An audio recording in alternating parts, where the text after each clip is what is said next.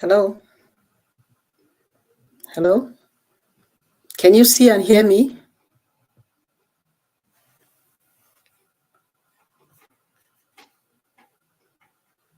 Can you see me and hear me?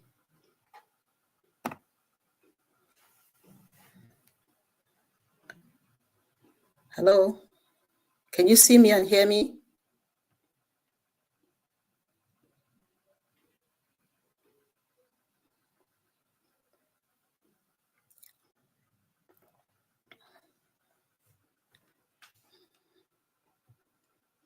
Hello? Is anybody in the room?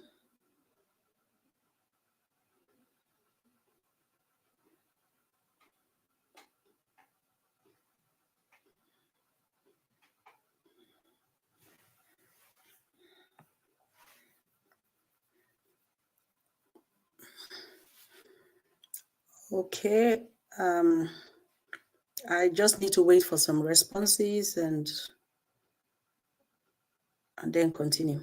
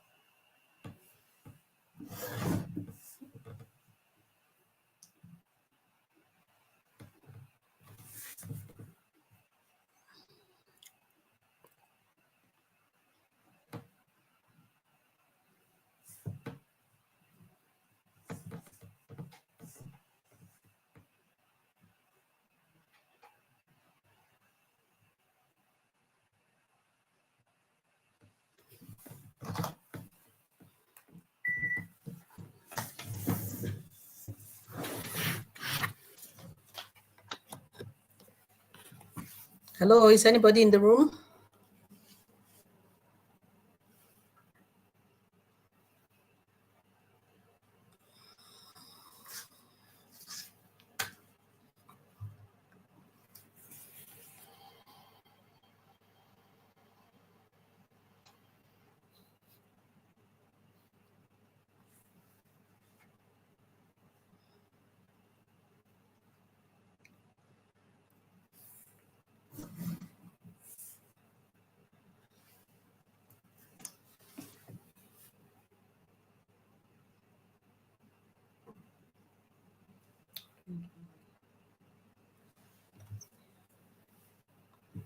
Hello?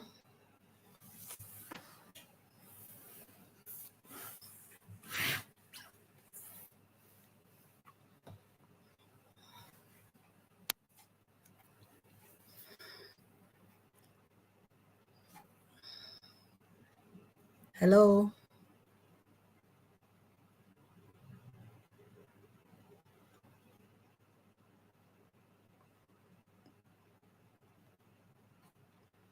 Hello, is everybody in the room? Anybody?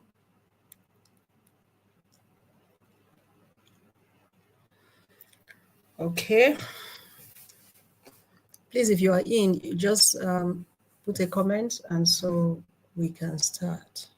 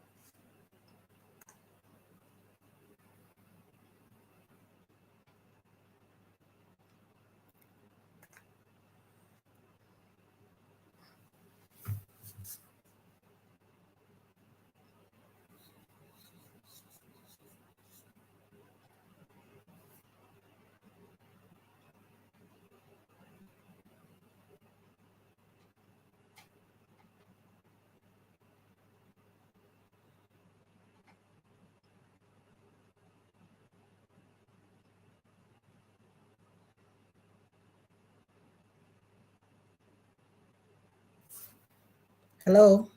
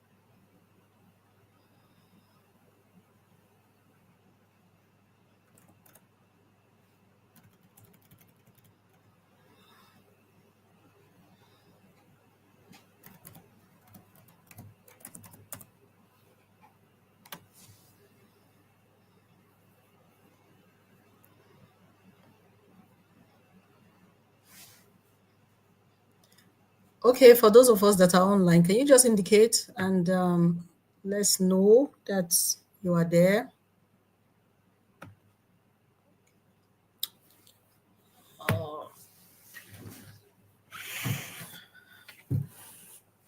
Can you just drop a comment so we know that I know that I'm not just teaching an empty space. Please drop a comment.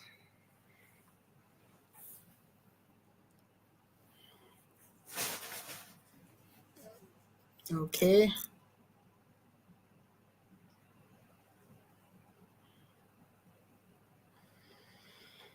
Good. All right.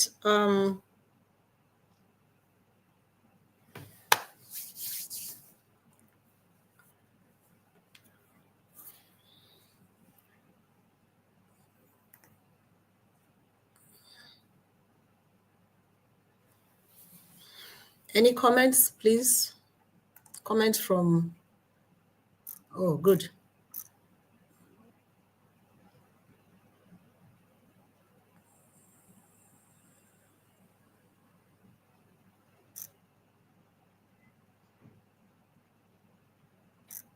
Okay, thank you so much. You're all welcome. And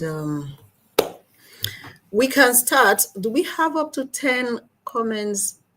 Let's see. Yeah, that's good. It's good number, so we can just go ahead and start. Good morning to you all and a very happy new year. A very happy new year. I hope you had a nice holiday, the Christmas holidays, the new year, and most especially, I hope we've not forgotten what we have learned all this while, because during the season that the chicken is bigger. You're welcome. So let's start. And we'll just continue from where we stopped. Remember, it's still introduction to deep learning. And just like I told you in our last class, we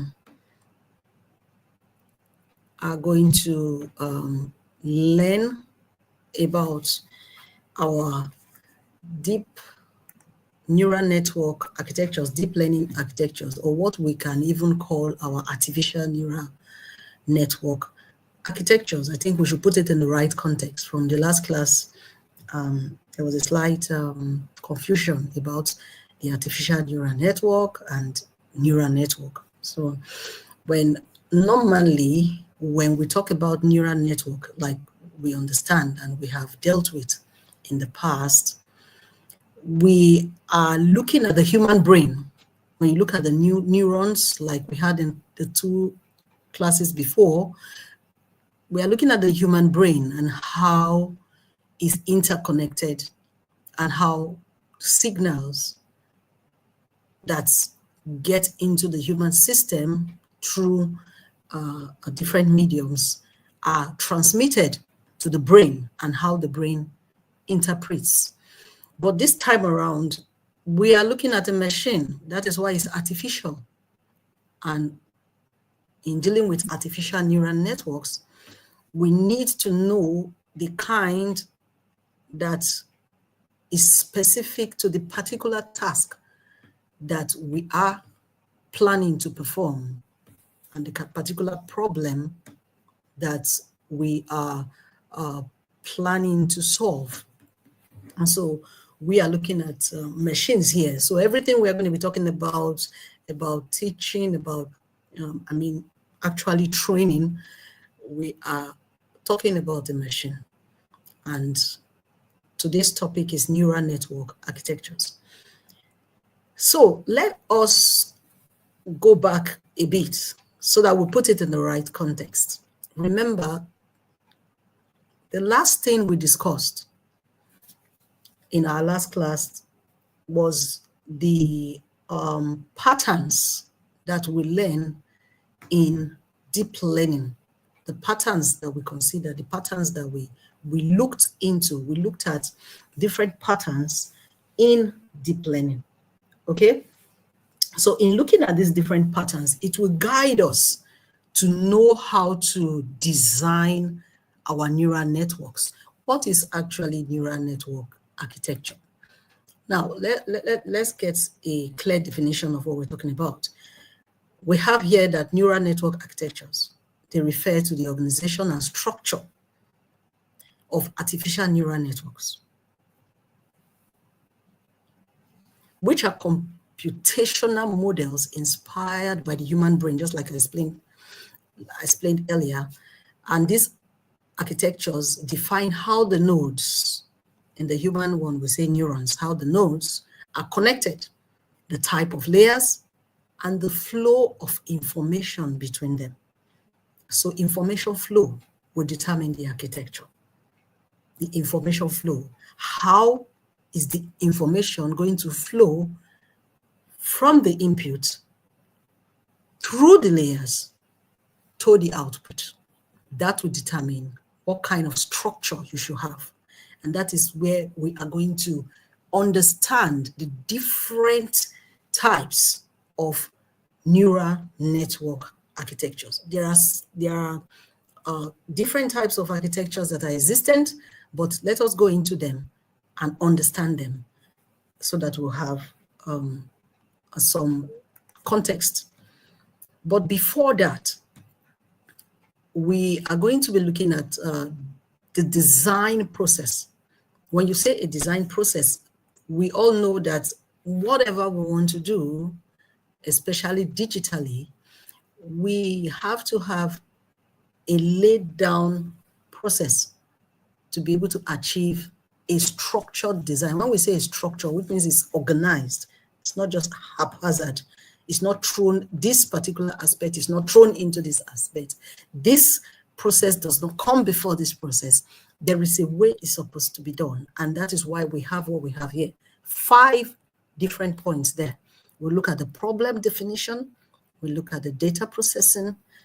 Here we say data pre-processing. What we are actually going to look at here is the preparation of our data. How do we prepare our data? That's why we say pre-processing before we enter the design proper. And then we have the architecture selection, and then we have the hyperparameter tuning, and finally training and evaluation. Are we together? If you can hear me well, please just drop a line. If I'm too fast, let me know and I'll make necessary adjustments.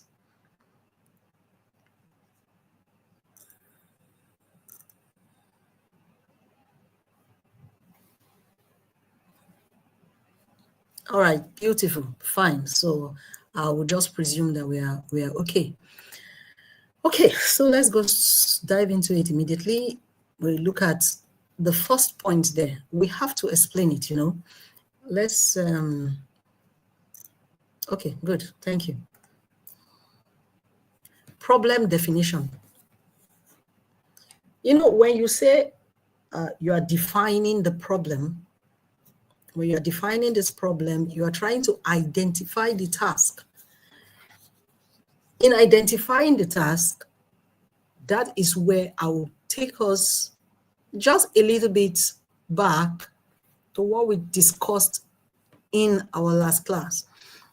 Because by the time you're identifying a task that is to be done, the thing that comes into your mind is your function, the kind of function that you're going to be using, and that will now draw your attention into the kind of pattern, the deep learning pattern that we are looking at. Remember when we talked about our a function, our activation function, we try to understand that the application of the different kinds of activation functions that you will use when you are trying to identify a task would depend on whether the classification of that task is binary or non-binary.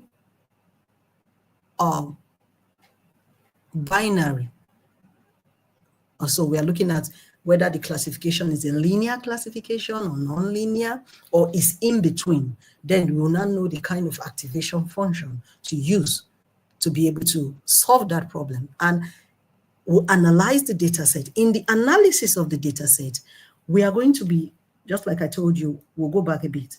We are going to look at our patterns.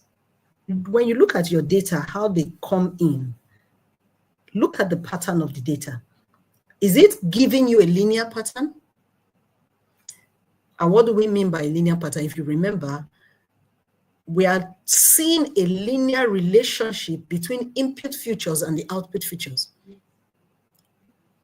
That tells us something. The level of complexity there is almost non-existent. It's just a kind of like straightforward, a data set that you're having to analyze, and then you're having a kind of linear relationship. Input, and then you're seeing your output. But when you're looking at a non-linear pattern, the relationship, remember, we are talking about information flow when we are discussing neural network architectures. And then that tells, when we say information flow, the relationship in the layers, what kind of relationship is going on there? Is it a non-linear relationship between the input and the output labels? You're having multi-layers, and that is an indication that there's some level of complexity being introduced here. And so you know the kind of architecture that will come into play there. And that will also inform the kind of design you should have when you're trying to implement this. And then you have the special pattern, like we discussed last week, the last class. This deals with images and videos, and then the temporal patterns, such as the speech and the time series data. Now, when we're talking about natural language processing, text to speech, these are the kind of patterns that you're going to look into.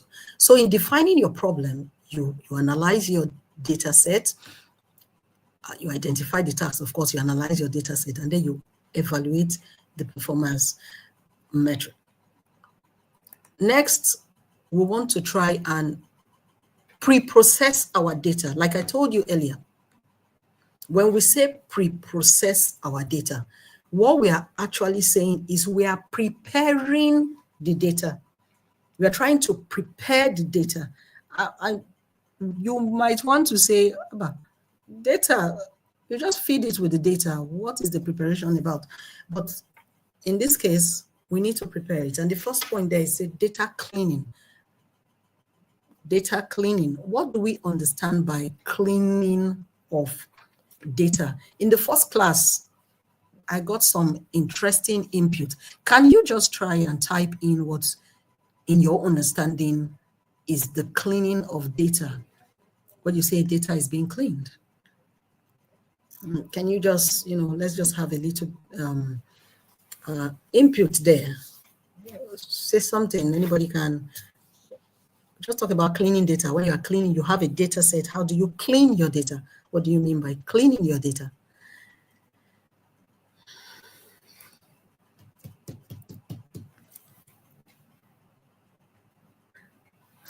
Okay.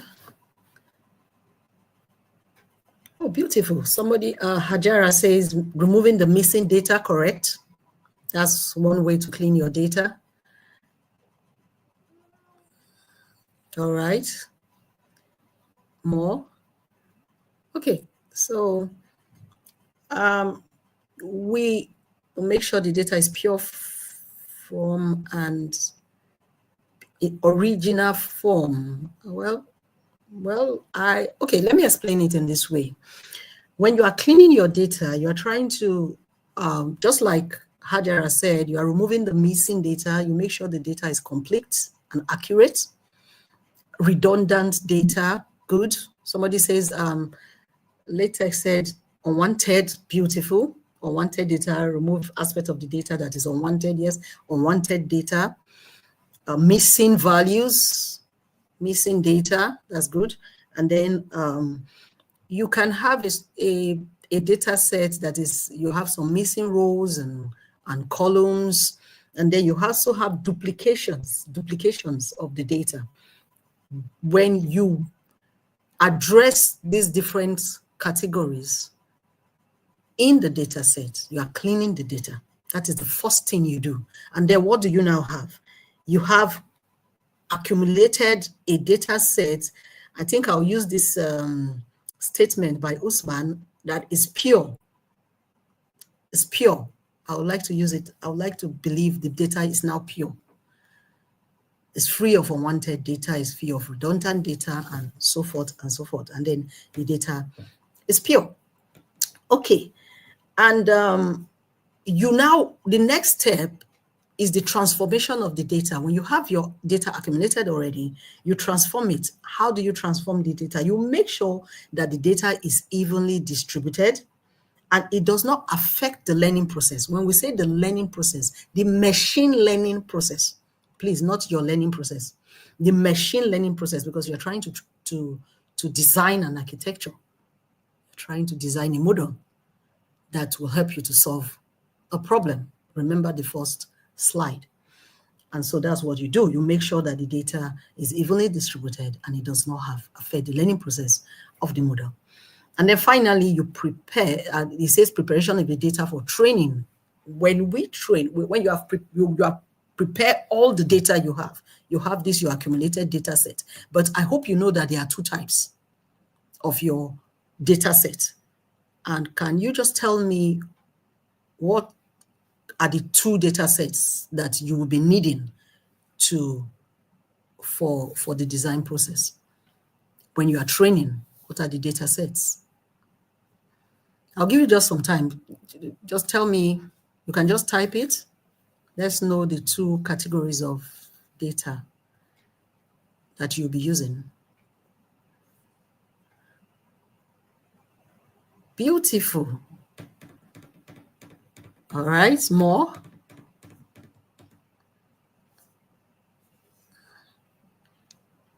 Okay, so Hajara tells us here that it's testing and training data, fixing errors, data improvement. Well, nice. So you have those two, and that's correct.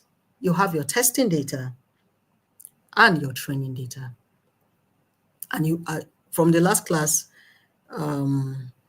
you know that they are not supposed to be the same because we do not want accuracies in our results. Beautiful, the testing data and the training data.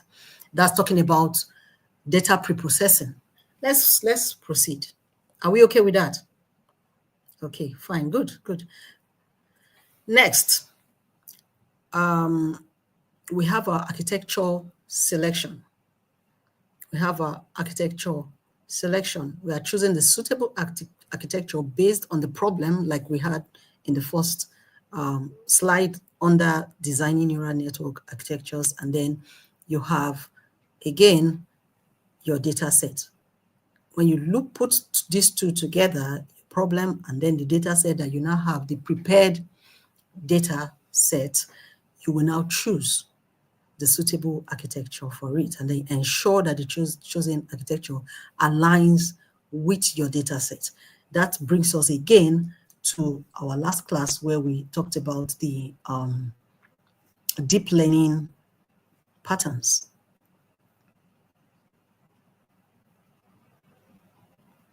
Remember linear pattern, non-linear patterns, spatial patterns, and then the temporal patterns. Next, we look at our hyperparameter tuning. And what are we saying here? We are trying to adjust our learning rates, and then we'll have to structure our batch sizes. That's how heavy will the weight and bias we're feeding the system is going to be. And then we investigate other parameters and we try our best to check that the performance is optimal when we are going about hyperparameter tuning. We're just tuning it to make sure it's okay. No back and forth, trying to break the rules and make sure we are on point as far as our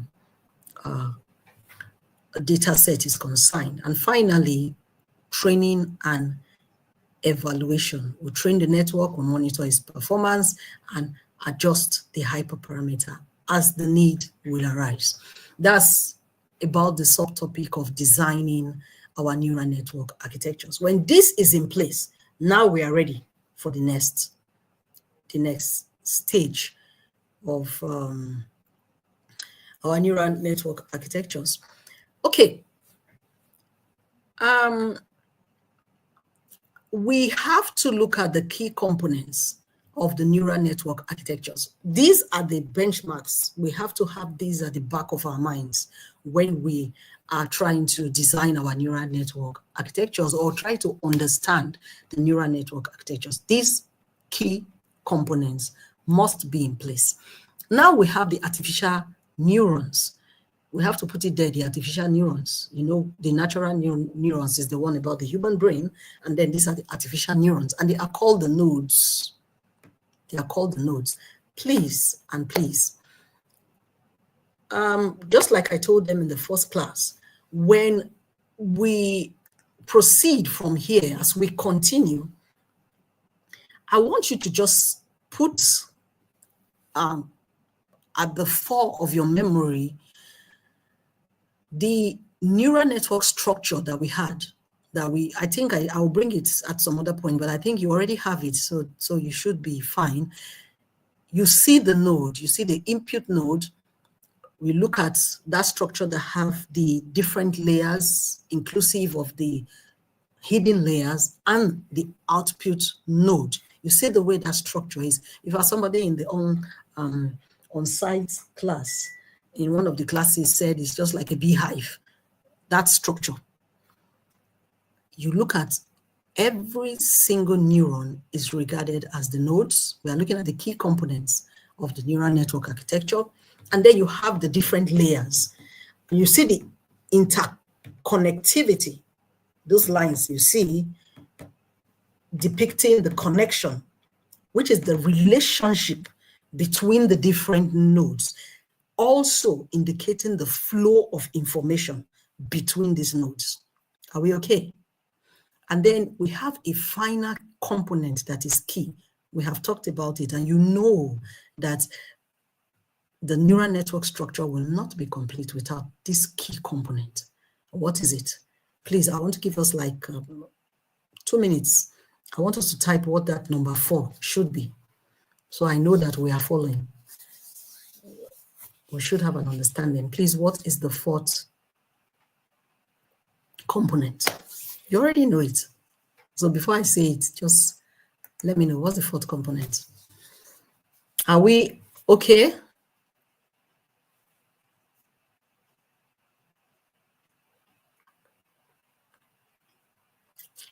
What's that 4th component? We have the nodes, we have the layers, we have the connections, and what is the fourth component? You might need to go back to your notes. What's that fourth component? We said it earlier. Beautiful. Chisom, more please. Beautiful, beautiful, fine. That's okay. Fine, fine, fine. So it's not the processing data. Come on, more. Okay, so let's go over to the next slide. They are right. Chisom and Samuel, thank you. Is actually our activation functions. Remember about activation functions is a key component in our neural network architectures. The structure I was telling you, I hope you know it's a kind of architecture, and there are different types. Okay, if you go online, you'll see the neural network architecture zoo. That's what they called it. I found it very interesting when I was reading through, and I saw it's a zoo, and so you see the different structures, and they are really very interesting to learn to explore. And so the fourth component that is actually key is your activation function. You must look out for it in your design or when you are, working with these architectures. Okay, let's take the first one and try to understand what we are doing here. Our nodes, which are called our artificial neurons, they are the basic computing units that receive input. We are trying to look at what they do to have an understanding of what they are.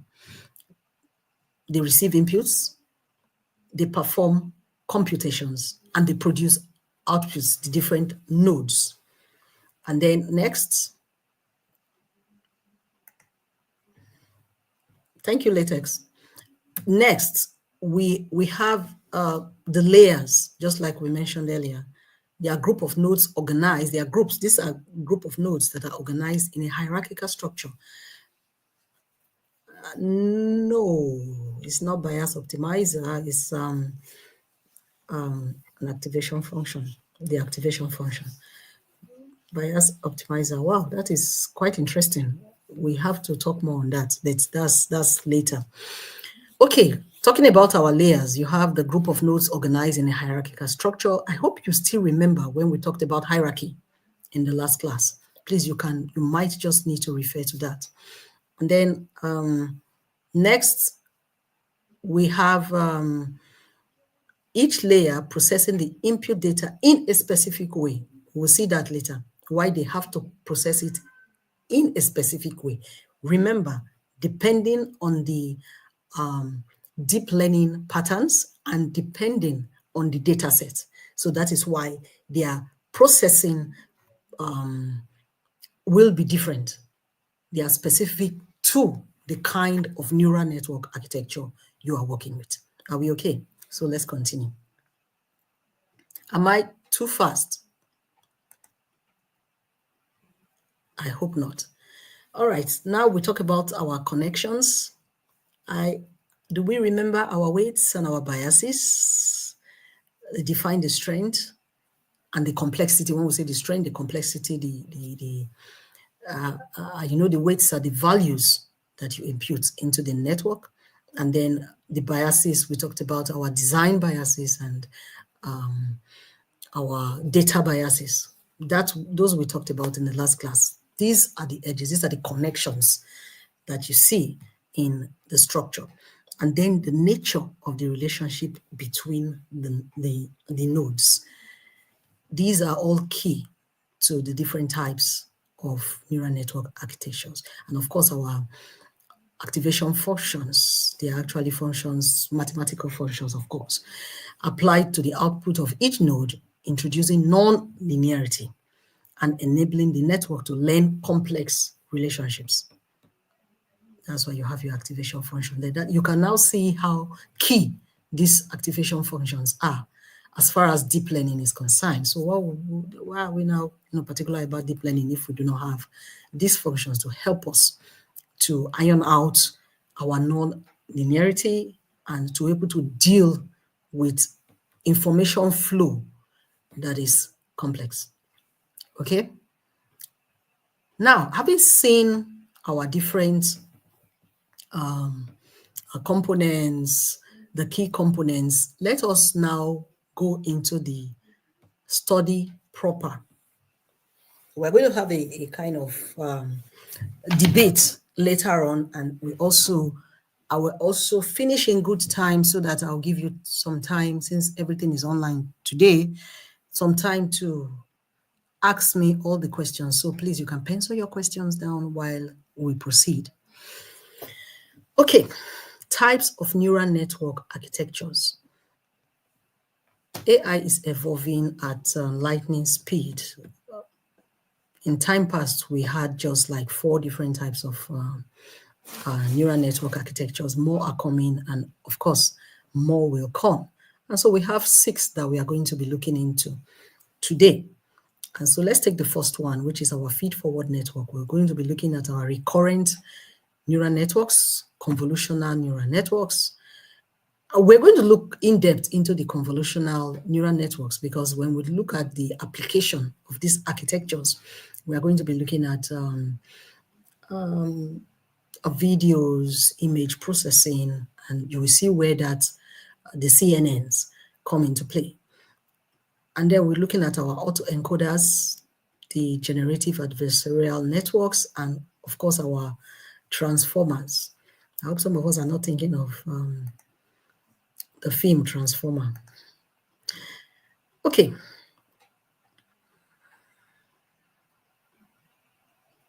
Thank you, Hassan. Good. All right. Feed-forward networks. What are our feed-forward networks? This is actually the simplest type of neural network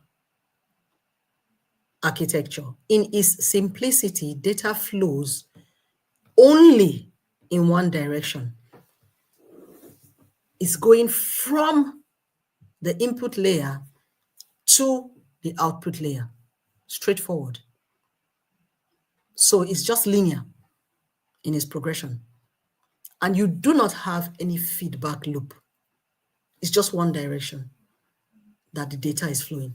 And while I'm saying this, please, it is the simplest structure that you have. When we look at that, that kind of like mesh diagram, the simplest structure.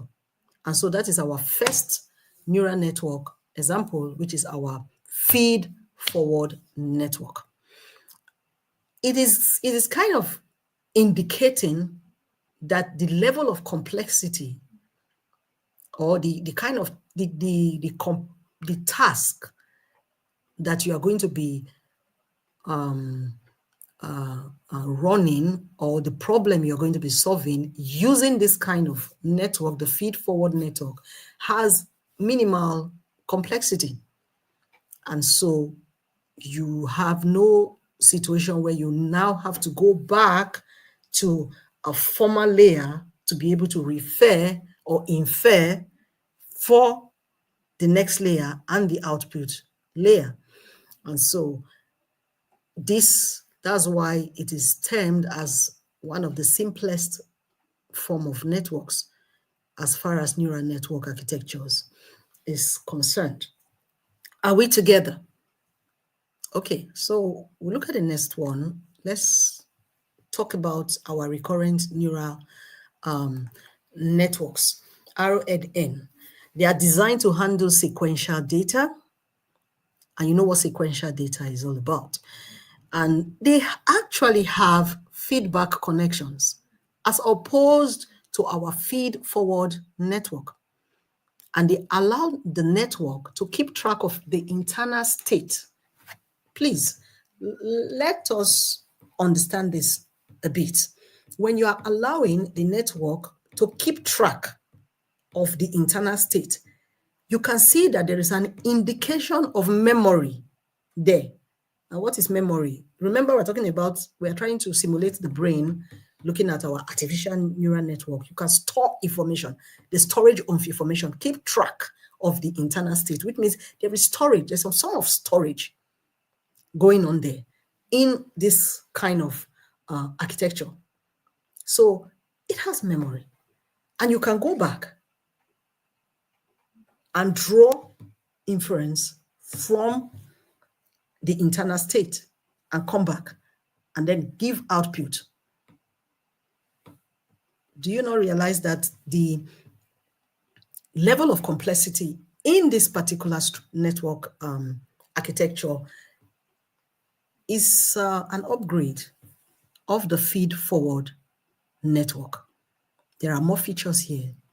There's the feedback connections, and there's an indication of storage, which means memory, which is quite interesting. I find that a little bit more powerful because you can do more with this. So let's look at the next one, the convolutional neural network that optimizes for image and video processing, like I said earlier. And it uses pooling layers, different layers. That is where hierarchy comes into place. That is where different structures of the different layers come into place. The interconnectivity between the different nodes are convolutional in nature. That's talking about our convolutional neural networks. And it is giving you a pattern, like a special pattern, non-linear pattern, when you talk about the convolutional neural network architectures. Okay, now, next, you can drop your question now if before we proceed. Before I drop my own, I will give you a question. I will debate on that briefly before we can now continue, okay? All right, so let me just continue. The earlier we finish, the more time we have for Q&A. Okay, we have our autoencoders. And what are these? They compress and reconstruct data. The structure of the autoencoders is so beautiful. You know, you have a kind of, it's almost like an X shape in the structure. You have the input, you know, all being compressed, and then the output is kind of structured. It's structured in a way that it is only the specific output from the load of inputs that go into that particular architecture that is being output. I wish I had that structure. Sorry, I probably would have just added the structure so you have a clearer understanding of what we are trying to say. It compresses and reconstructs the data, and there's reduction in dimensionality, and it actually detects anomaly, and is generative in its modeling. And that's really very powerful. And that is that's beautiful. When you look at the application of the autoencoders, you will have more understanding. In fact, we're going to be looking at the application of these different neural network architectures in our next class. Next, we have our generative adversarial network. Here, you are combining two neural networks and producing more data. Okay, outliers too. Yeah, that's good. And so you are combining two neural networks, and then you are producing data. And this data is synthetic. And it actually resembles the existing data. It kind of like reminds me of digital twins. Something, it's just a reminder, but it's kind of like similar. But you are generating new synthetic data that resembles the existing data. This kind of neural network will give you the opportunity to be able to do that. And when you see a pattern or a network that is exhibiting these particular characteristics, we are talking of our generative adversarial network. And finally, we have our transformers. For our transformers, they're actually used for natural language processing tasks.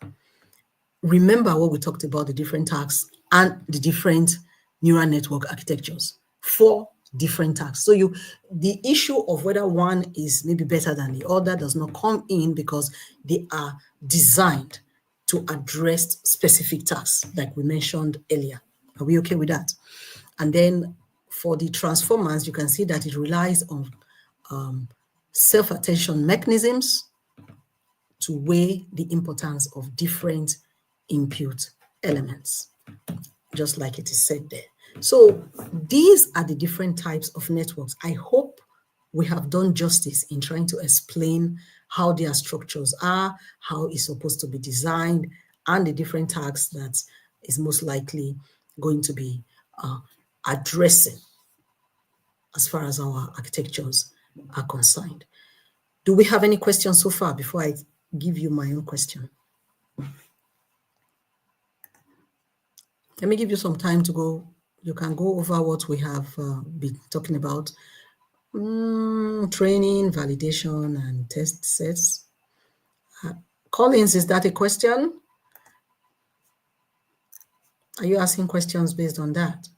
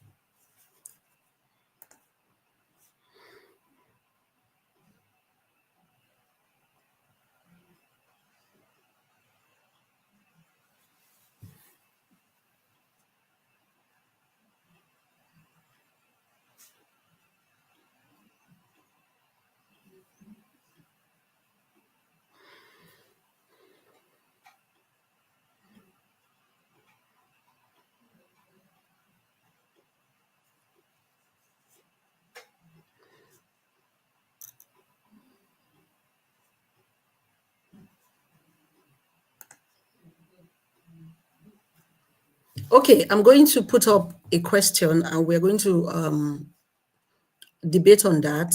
We'll try and see. Okay.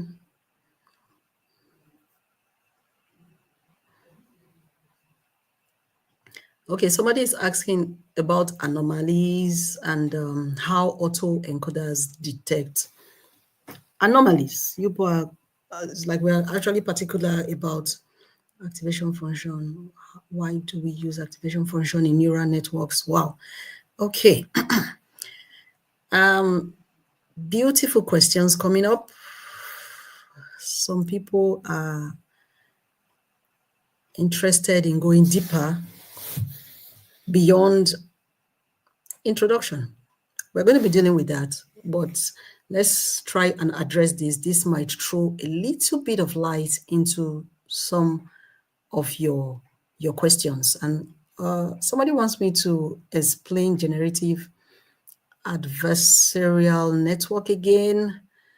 Okay, so while we're trying to put out this next, our question, let me go back and try to address some of the questions that we're asking concerning our autoencoders. Okay, no, not convolution. Some of us want to know about our autoencoders. And you asked, how does it detect anomaly? And let us look at these points. Let's try and look at these points. We can go in depth. There's a follow-up course on this, and you can learn more about that, because that's a kind of a whole new area on its own. But let us try and throw some light into anomaly detection. And so when it compresses and reconstructs the data, you will definitely begin to notice the data patterns that are not in line with the dimensions that you are looking at. And so when you see that and you're trying to compress, naturally in the system, these anomalies will surface. And when it surfaces, you will now have the ability to deal with it. What it does, it helps to expose these anomalies. And then when you know, you now treat the data, you now clean the data. How it does that, it will not, because it has been able to detect this anomaly, it can clean the data. You can now clean that data. I don't know if you understand as I'm explaining. That's talking about trying to detect anomaly. So by the time the compression process is going on and the reconstruction of the data is going on, you will be able to clean the data. That is how it can handle the anomaly in the data set. I don't know if I've answered that question. And then so one of us also talked about this generative adversary network.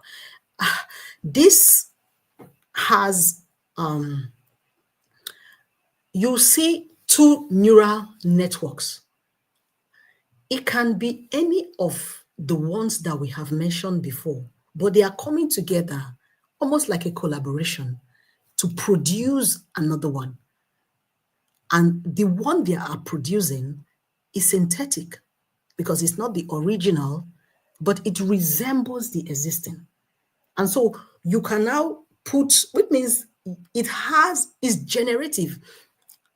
When we talk of generative AI, remember the AI we used to have, when we started all this story about artificial intelligence, you just have the input and then you're having an output. By the time you get to a stage where two inputs can be put side by side, and then you can now detect a pattern from the combination of the two to bring something new that is different from the original.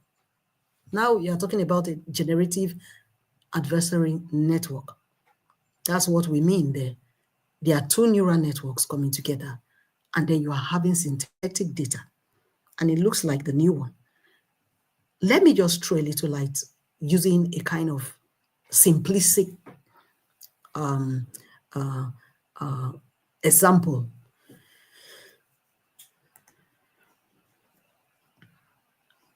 Who asked that question? Okay.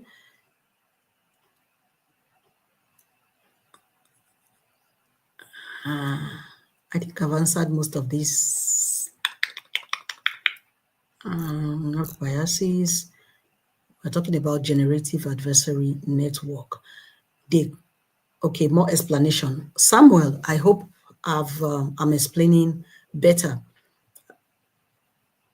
concerning these generative adversary networks. They come into play a lot. I don't have the question here. Okay, fine. So they come into play a lot when you are looking at solving problems and running tasks that are generative in nature. I think I'm going to stop there and then let me ask my question. Any more questions, please? Are we okay? Do you have clarity on some of these things that I touched? Are we okay with that? Okay, let me see what Hassan is asking. Hassan says, how does the choice of activation function in a neural impact its performance and what factors?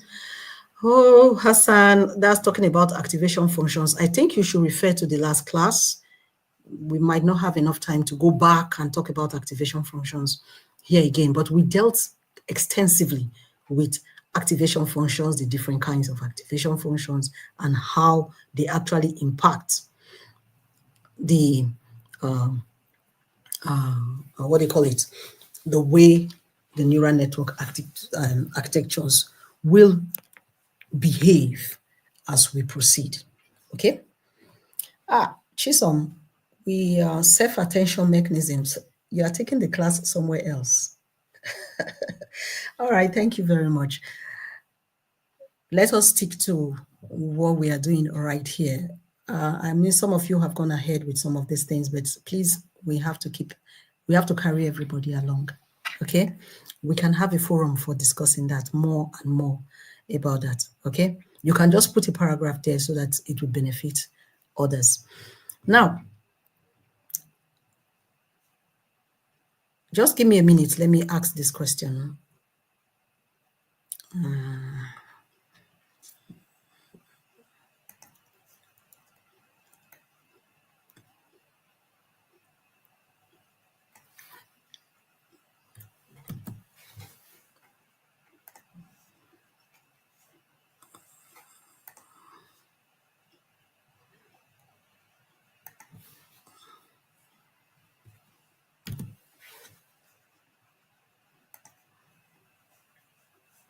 Okay, your question is going to be coming up shortly. There are three options. I want us to debate on this.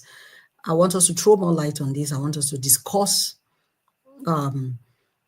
this. And I want you to have at the back of your mind that the focus here is our first and simple network architecture, which is our feed forward network. Even from the question, you will see that is applicable to our feed forward network.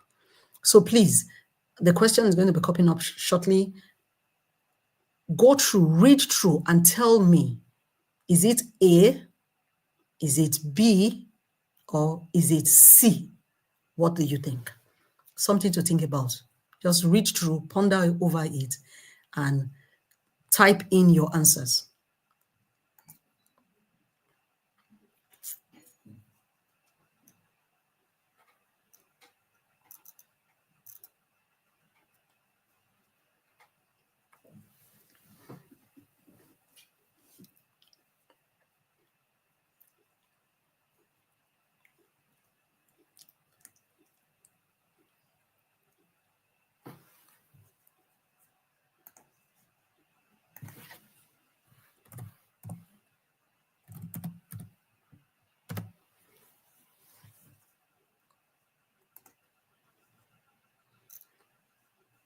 So I'll just give you some time to ponder. Please read through, and I want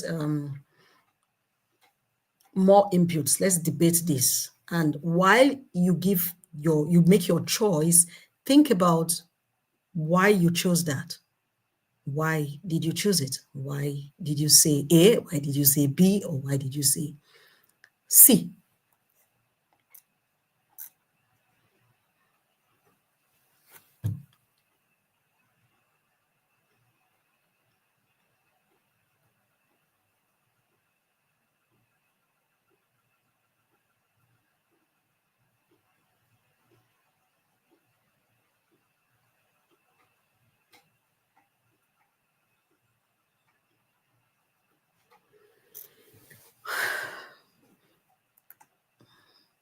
Okay.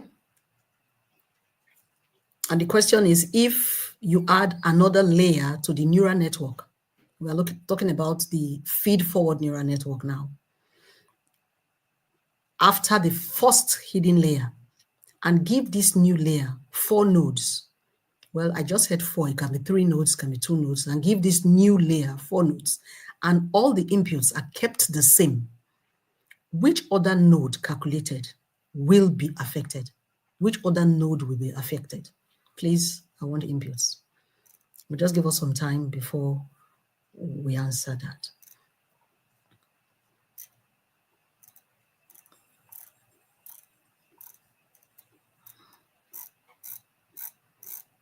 I want us to have clarity as far as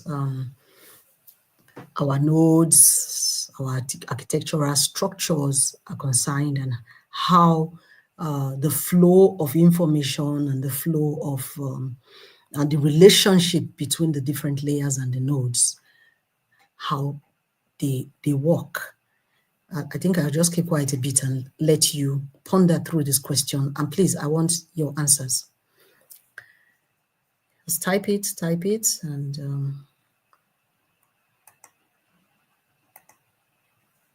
yes, no.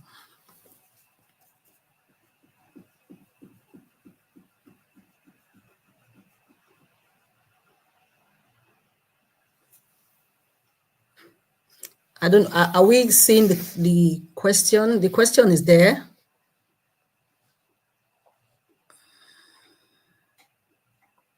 Our questions are there. I mean, the question is there. And then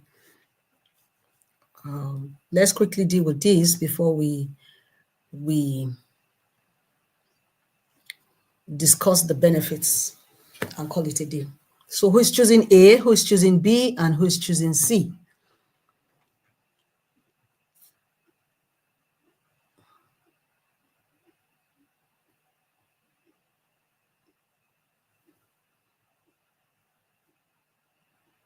Yeah, inputs are coming.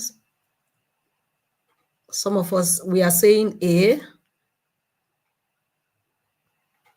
Okay, A. Someone is saying A. Do you agree, or you have something you think about that is something else? Is it B? Is it just the first hidden layer that will be affected, or is it just the output node that will be affected? A believes, one of us believes that all the subsequent nodes will be affected by the outputs. Okay. Yusuf one says C. Interesting. There's another opinion. Oh, good. We are backing it with a claim, and this is good. Will be altered because the output of this new layer will be the input of the layer that follow it, affecting their computations. Interesting. Why did you say C and why did you say B? I'll give you some time. Ponder over it. I want more inputs. Inputs are coming in, so please join in. Yeah. Okay. Mr. Sam says it's B.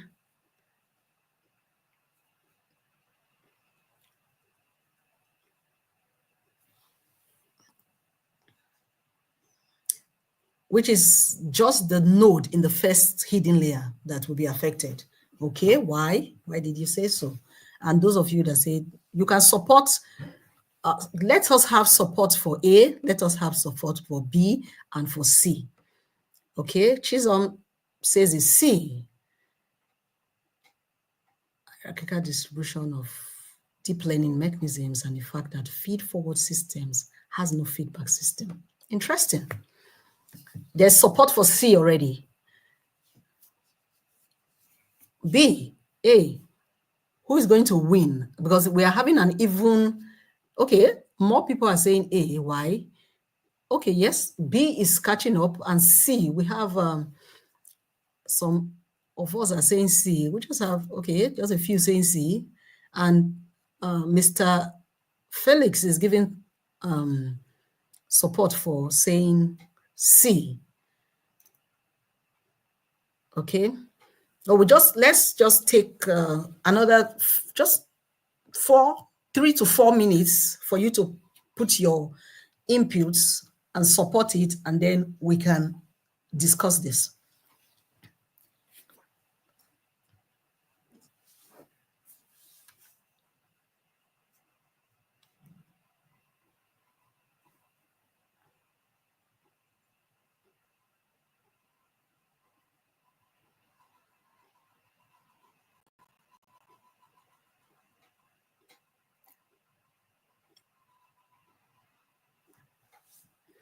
Remember, we are looking at feed forward. Okay. Collins is saying C. Mr. Collins is voting for C. All right. 2 more minutes, and then we'll discuss this. 2 more minutes, and then we'll discuss this.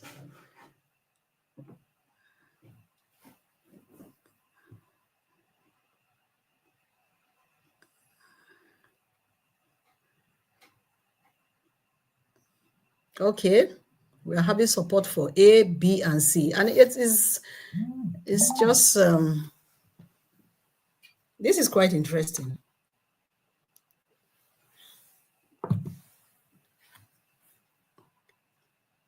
Okay.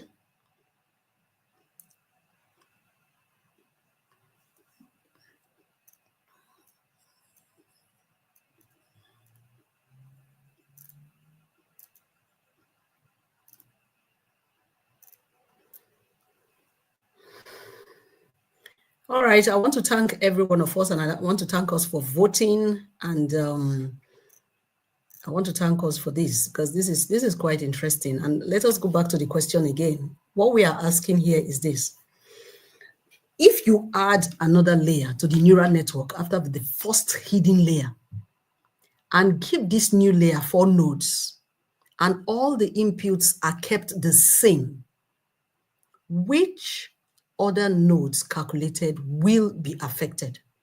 Which one will be affected? Okay. Remember, we are talking of the feed forward. A, all the nodes in the network. B, just the node in the first hidden layer. And then C, just the output node. And some of us said A, said all subsequent, and then the support for it. Okay, I have two. Okay, let me read out this support. It says that the flow will be altered because the output of this new layer will be the input of the layer that follows it, well, affecting their components. All right, let me just say this. Let me say this.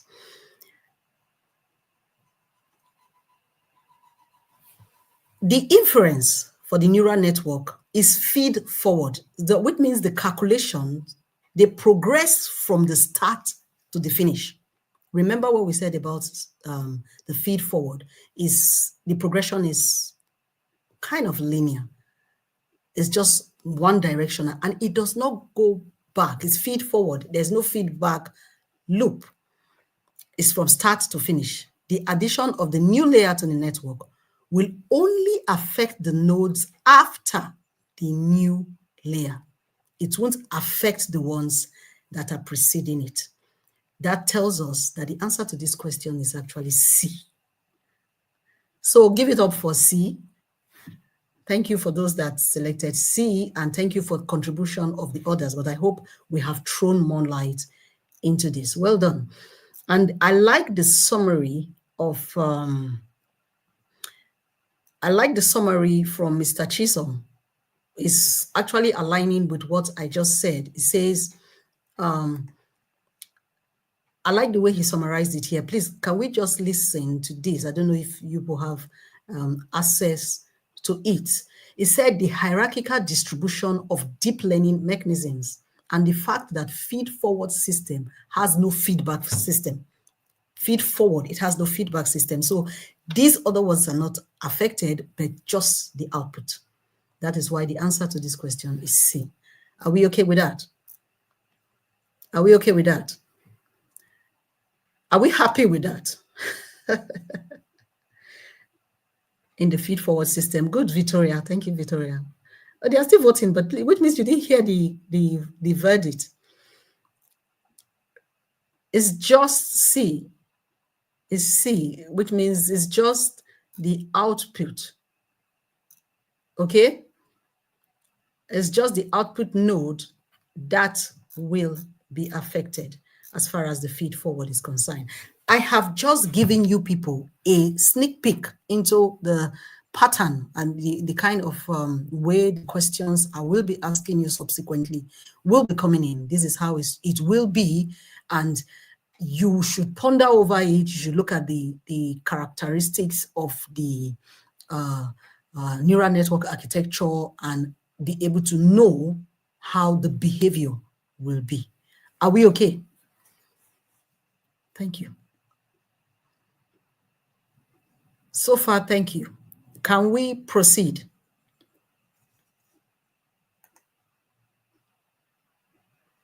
Okay, so we'll just go over to the next slide so that I'll just round off with the benefits of the deep neural network architectures, and I'll give us time for Q&A.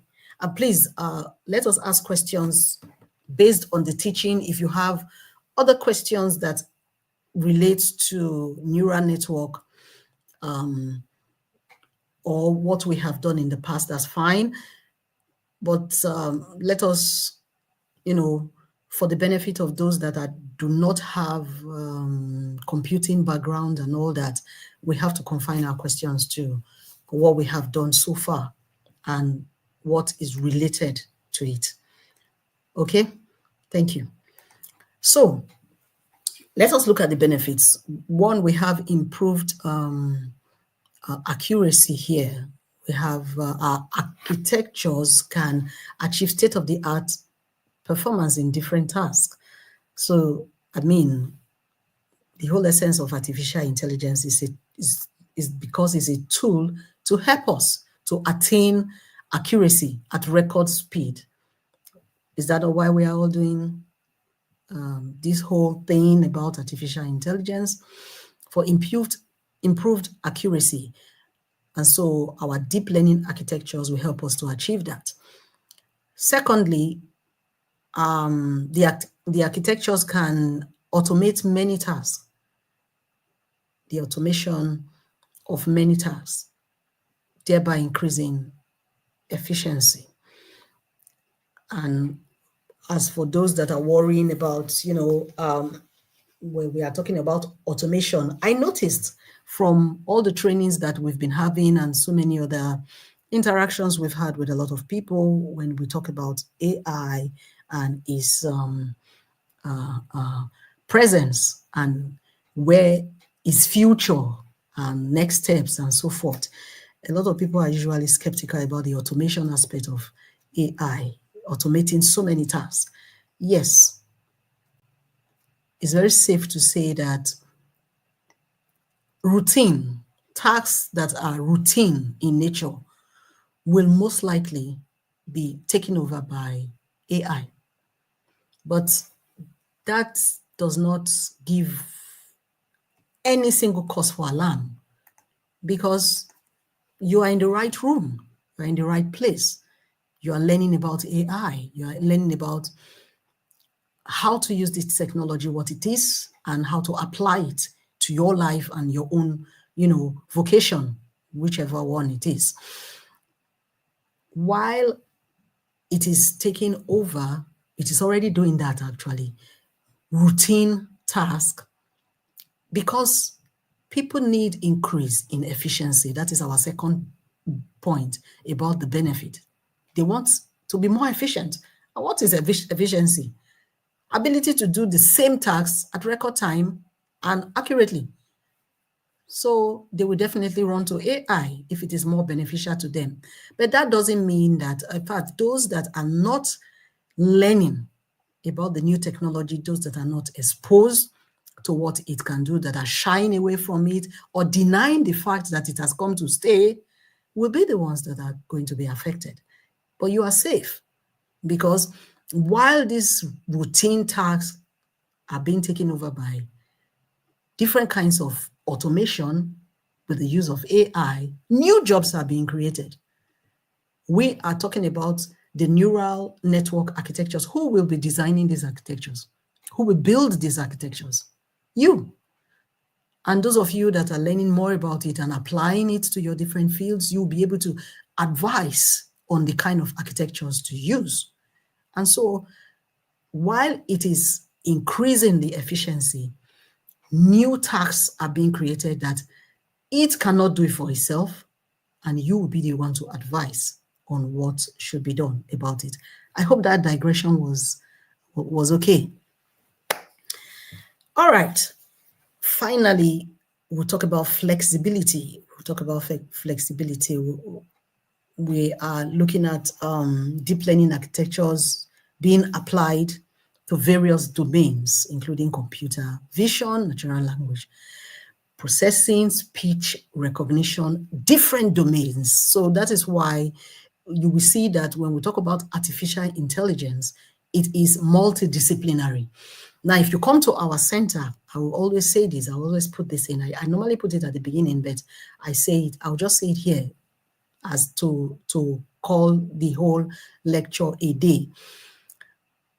I am from the Collaborative Center for Artificial Intelligence in Cosmopolitan University, and we try to make our partners and those people that we train and those people that are part of us, are trying to be part of us, our members and those are potential members, we make them understand that AI is a multidisciplinary field.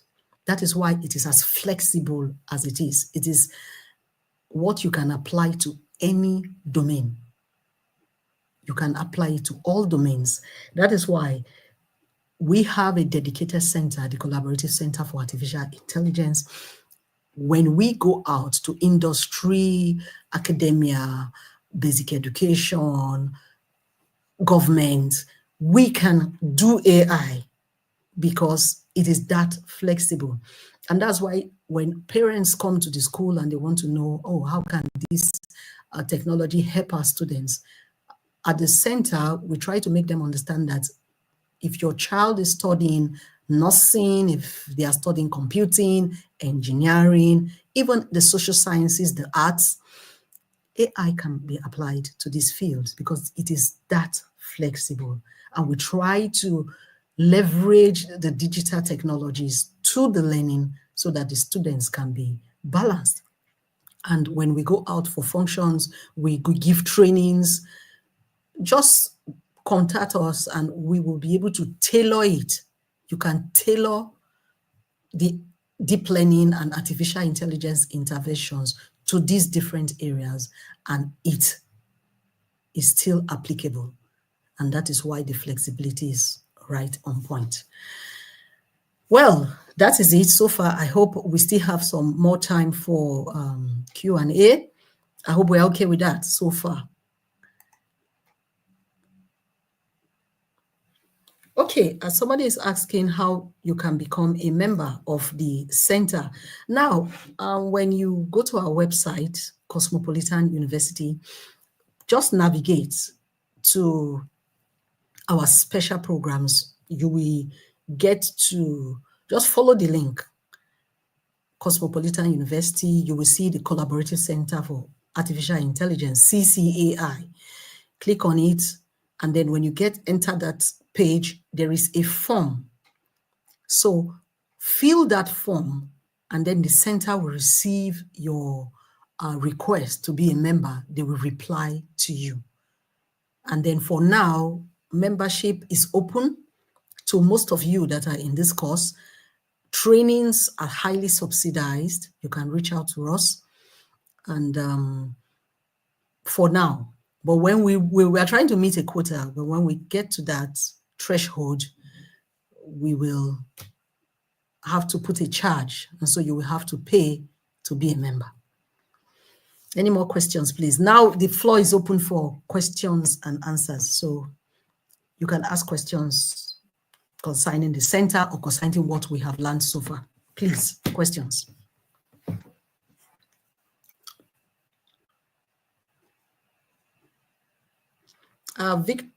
Victory, Mr. Victory, please go ahead and ask your question.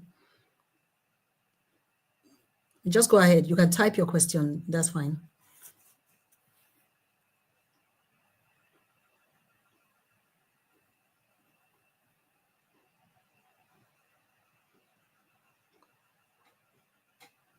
No, just go to cosmopolitan.edu.ng.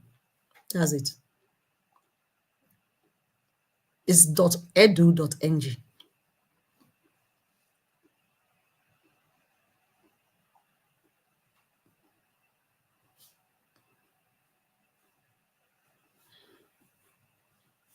Mr. Chef, the answer is actually C. And please,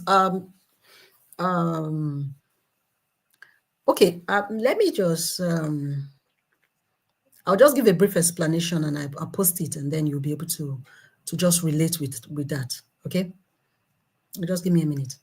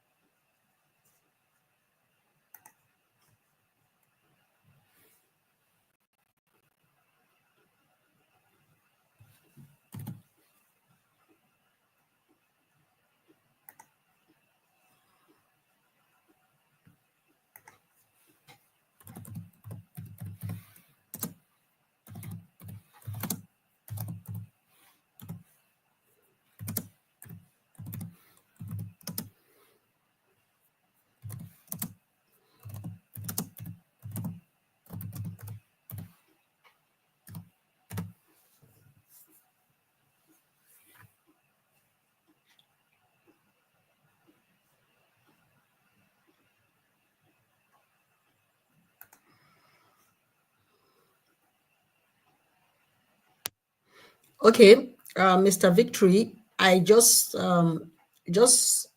keep an eye on this. I just posted the reason why now. We have already discussed that and we have explained it. And Mr. Chisholm gave a beautiful summary on that. And I just also added an explanation, so you will get that shortly.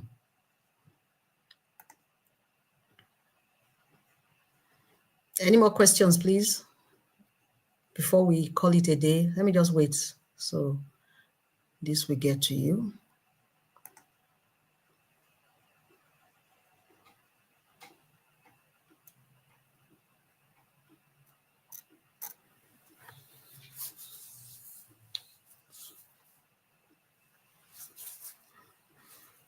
Okay.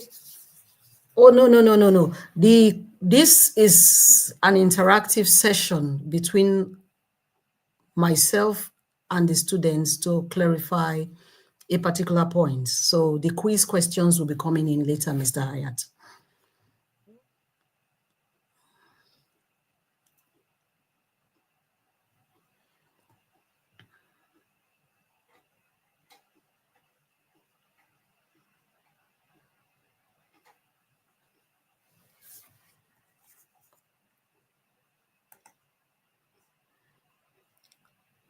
Ms. Hajara, please, if you can just post this, my reply to that is the latest one there, so that they can get the explanation for that, for the feed forward network. Okay, I want more questions, please. Questions before we call it, we'll wrap it off.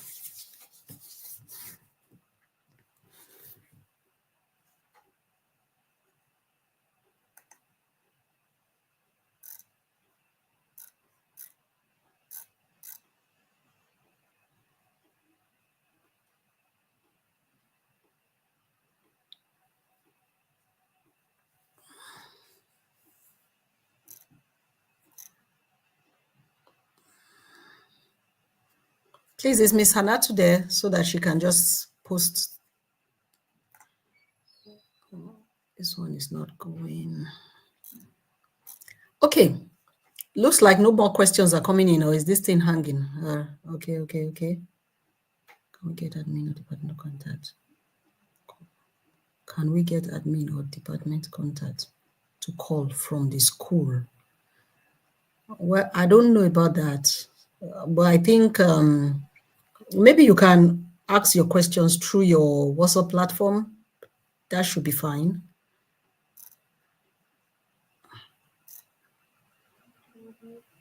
Mr. Samuel, you can ask through your WhatsApp platform. Okay, I just posted this explanation. I don't know if you can please just help me post it to them. Mr. Nat.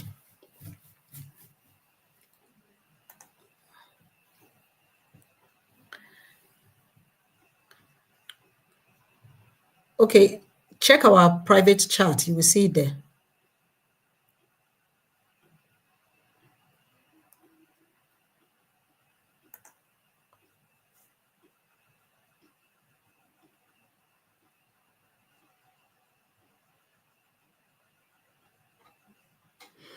Questions on what we have learned today?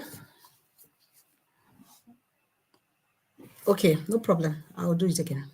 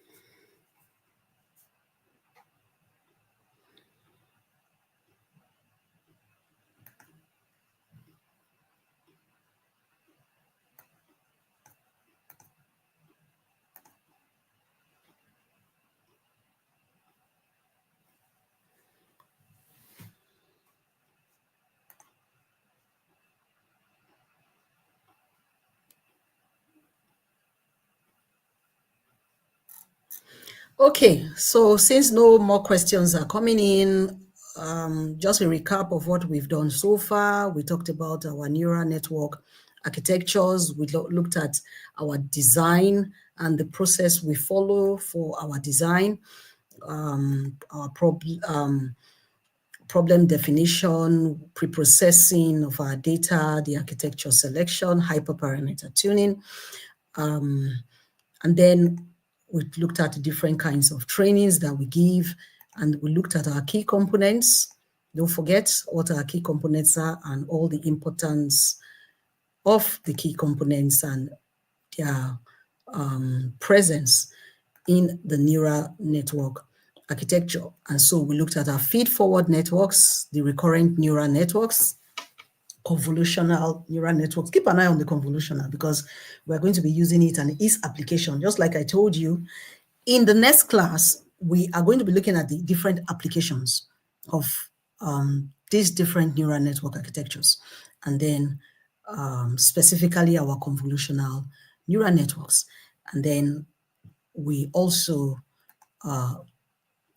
looked in depth into the characteristics of these different neural networks.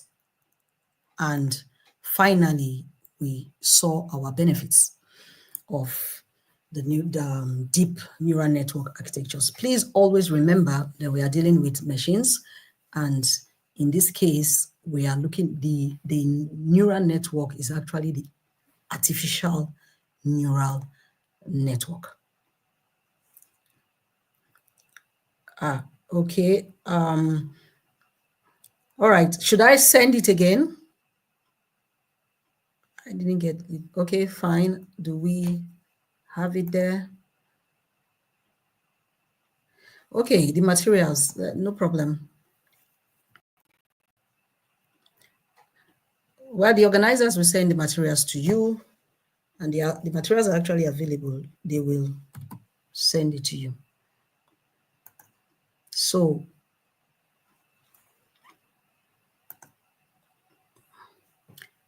in the absence of any more questions, we have come to the end of this, but just give it a minute for us to post. No, Nafisa, it's not Bill, it's C. We have discussed that extensively. Okay, I just put something together. I'm posting it to you guys, and you'll be able to have it in a nutshell. Okay.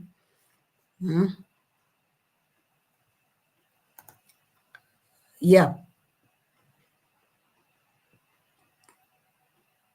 Can you? That's it.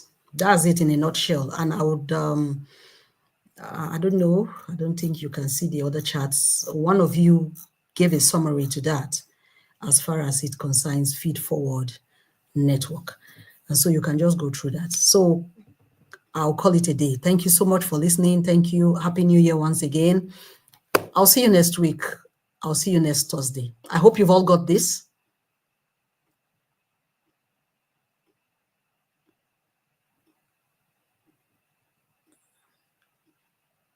All right. Thank you. Bye-bye.